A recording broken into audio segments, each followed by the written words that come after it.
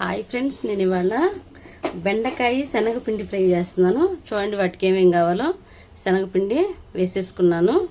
అలాగే ఇందులోకి క్రిస్పీగా రావటం కోసం అని చెప్పేసి కొద్దిగా బియ్యం పిండి వేసుకున్నాను. కొద్దిగా అల్లం వెల్లుల్లి పేస్టు, కొద్దిగా సాల్ట్, కొద్దిగా ఫుడ్ కలర్ అయితే ఇవన్నీ అయితే కలుపుకుంటున్నాను నేను. ఇదిగోండి ఫ్రెండ్స్, నేనైతే ఇలా చక్కగా కలుపుకొని పక్కన పెట్టుకున్నాను. ఇప్పుడు పెనం పెట్టుకుంటున్నాను.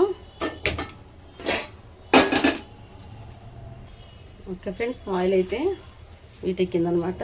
ఇప్పుడు ముందుకు కలిపి పెట్టుకున్న బెండకాయ అయితే వేయించేసుకుంటున్నాను.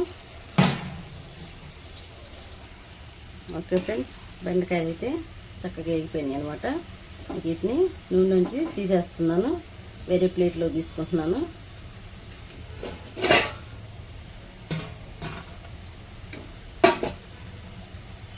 ఇదిగోండి ఫ్రెండ్స్, చక్కగా ఇలా నీట్గా వేగింది.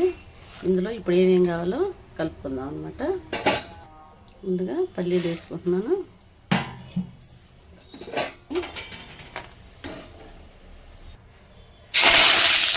ఓకే, కరివేపాకు అయితే తీస్తున్నాను. ఓకే ఫ్రెండ్స్, పచ్చిమిరపకాయలు కూడా తీసేస్తున్నాను. ఇదిగోండి పచ్చిమిరపకాయలు.